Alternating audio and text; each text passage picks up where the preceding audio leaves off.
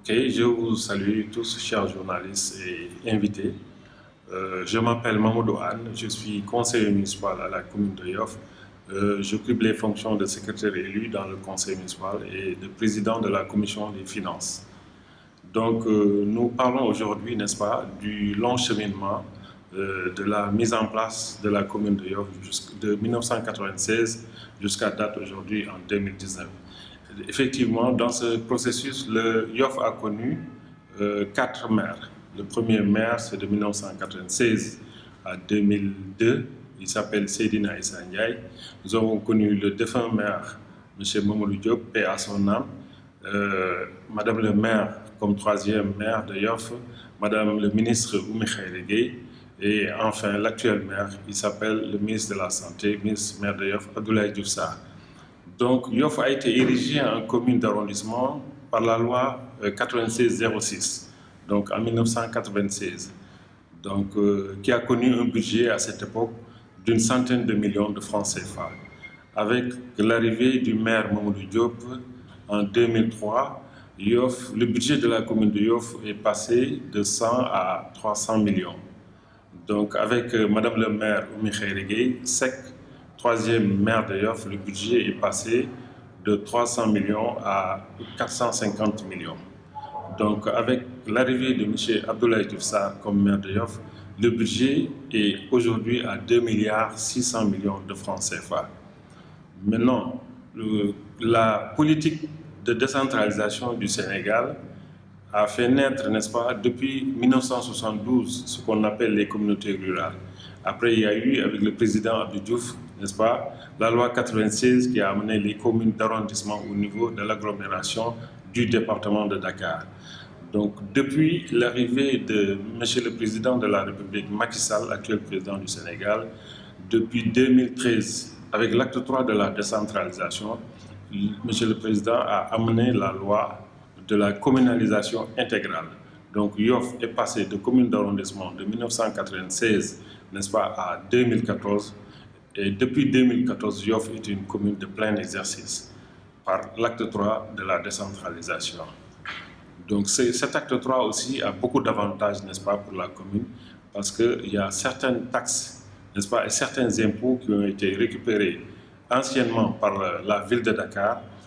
Depuis que l'acte 3 a existé, c'est la commune de Yoff qui, n'est-ce pas, retrace toutes ces taxes et tous ces impôts dans son budget, n'est-ce pas, pour faire fonctionner le conseil municipal, pour faire fonctionner, n'est-ce pas, les actions, les activités, n'est-ce pas, de la commune de Yoff. Maintenant, le conseil municipal, comme son nom l'indique, c'est au niveau de Yoff, actuellement, nous sommes 70 conseils municipaux. Dans le conseil municipal, il y a ce qu'on appelle l'organe délibérant, n'est-ce pas, et l'organe exécutif. L'organe délibérant, ce sont les 70 conseils municipaux. C'est-à-dire, à chaque fois que le maire, n'est-ce pas, ou bien que l'État nous envoie, n'est-ce pas, une documentation, c'est le conseil municipal qui se réunit et qui délibère sur cette activité-là.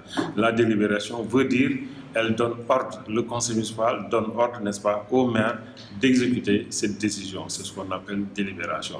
Cette délibération, en général, elle est assistée par le représentant de l'État, qui est ici en l'occurrence le sous-préfet des Almadies, n'est-ce pas, qui coiffe les 4 communes, la commune de Yoff, la commune de Ngor, la commune de Ouakam et la commune de Sacré-Cœur-Mermoz. C'est ce qu'on appelle l'arrondissement, n'est-ce pas, des Almadies. Donc c'est dans ce fait que l'organe maintenant exécutif, c'est dirigé par le secrétaire municipal et les différentes directions qui existent ici dans la commune, la direction technique commandée par l'agent envoyé, la direction financière avec le service recouvrement, n'est-ce pas, et le service taxes et impôts locaux, n'est-ce pas. Il y a la direction de la fourrière qui s'occupe de tout ce qui est espace et aménagement urbain au niveau de la commune. Il y a aussi l'état civil qui s'occupe des papiers d'état civil pour les citoyens, n'est-ce pas, de la commune de Yoff.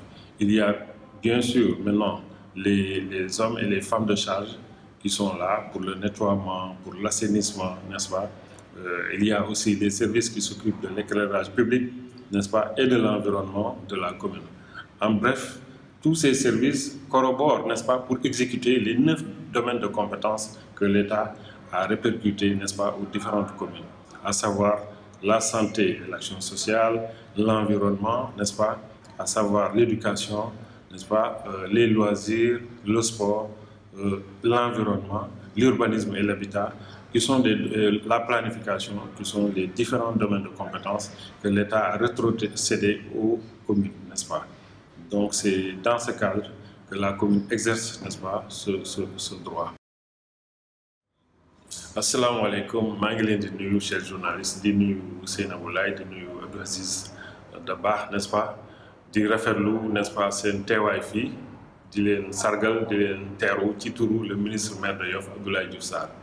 En fait bu ñu waxee cosaanu commune Yoff, Yoff mu ngi njëkk nekk mairie, n'est-ce pas, en 1996. Kii njëkk nekk maire de Yoff mu ngi tudd Seydina Issa Ndiaye, donc moom moo occupé woon fauteuil maire. La population Yoff faloon en 1996 ba 2002 après moom dem si yàlla El Hadj Mamadou Diop, donc kooku aussi yàlla na ko yàlla xare àjjana moom Mamadou Diop nekk na fi maire de 2002, n'est-ce pas, à 2007. Après moom madame le ministre, n'est-ce pas, Oumy Khayri Gaye Seck aussi nekk 3e maire de Yoff. Donc après moom maintenant le ministre maire actuel muy Abdoulaye Diouf Sarr, ministre de la santé, moom la yàlla def moom mooy maire de Yoff depuis 2014. Maintenant Yoff dafa jógee li ñuy wax commune d'arrondissement en 1996 ba 2013 le président Macky Sall indi benn loi bu tudd acte 3 de la décentralisation. Bon loi boobu nag dafa topp ci ancienne loi yi parce que depuis président Senghor dafa am lu ñu waxoon la loi 1972 moom moo indi woon lu ñuy wax communauté rurale yi, n'est-ce pas. Avec le président Abdou Diouf mu indi l'acte 2 muy la loi 96-06 loolu moom moo indi, n'est-ce pas, la régionalisation avec le président Abdou Diouf. Donc bi ñu fa jógee aussi en 2013, n'est-ce pas, avec l'arrivée du président Macky Sall mu indi li ñuy wax acte 3 de la décentralisation. Lan moo leen wutale Yoff dafa nekkoon commune d'arrondissement, donc ay budget wu 100 millions la doon am ci première commune Yoff en 1996. bi ñu fa jógee avec Mamadou Diop mu nekk ay budget wu 400 millions. bi ñu fa jógee ak Oumy Khayri Gaye mu nekk ay budget 500 millions. bi yàlla defee Yoff nekk commune de plein exercice, maanaam commune boo xam ne dafa yelloo lépp loo xam ne mairie bu mag yelloo na ko.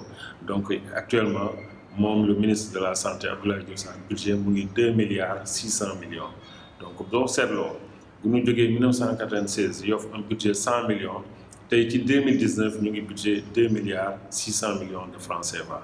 loolu lan moo ko waral politique bi président Macky Sall indi ci décentralisation bi mooy lii acte 3 dolli commune de Yoff moom mooy dafa am taxe yoo xam ne mairie Dakar moo ko daan jël léegi maire bu Yoff moom moo koy jëlal boppam parce que moom moo yore compétence yooyu quoi.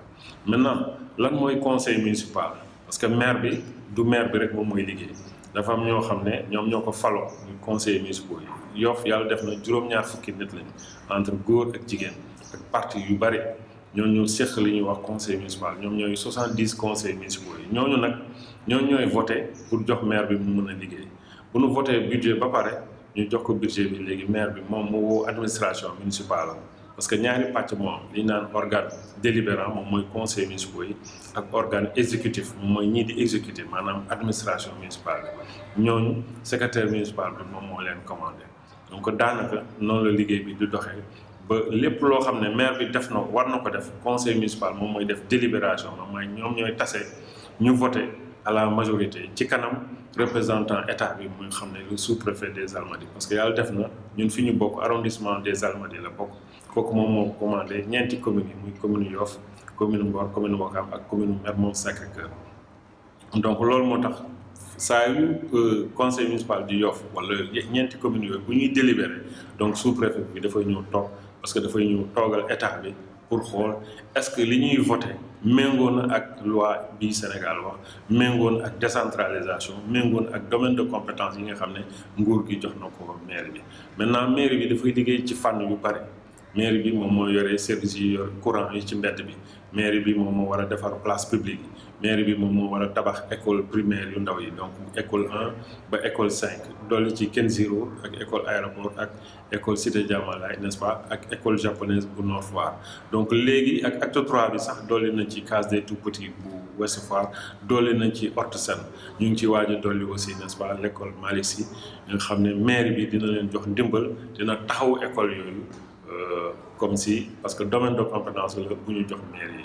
ci wàllu santé aussi maire bi daf ci taxaw parce que mairie Ndakaaru li mu yoroon fii ci Philippe Senghor ay agent ak ci poste de santé yëpp dañ ko ci acte 3 bi dañ ko reversé commune Yoff léegi ñooñu mairie Yoff moom moo leen di employé moom mairie Yoff moo leen di fay au lieu que mairie Dakar di leen fay donc ci loolu aussi mbedd yi aussi mbënd mi gis ngeen ko bu nawet bi jotee mairie bi moo si war a taxaw sport bi aussi gis ngeen chaque année le maire Abdoulaye Diouf Sarr dina subventionné ASC nawetaan yi subventionné Renaissance Yoff subventionné équipe basket bi subventionné équipe Diaw Gaal yi n'est-ce pas subventionné aussi handball bi lépp loo xam ne fànn sport la donc dafay subventionné équipe yooyu pour ñu mën a def seen liggéey correctement maintenant infrastructure sport yi aussi xam nga ñu ngi ci tabaxu stade bi nga xam ne état bi moo ko yore du mairie bi moo ko yore ñu ngi ci mais am nañu ay terrain de basket bu Nord Foire ak bu Cité Biagui n'est-ce pas yooyu yëpp dañ koy renforcer ak fépp foo xam ne terrain de football nekk na fa ci commune bi aussi maire bi dafa fas yéene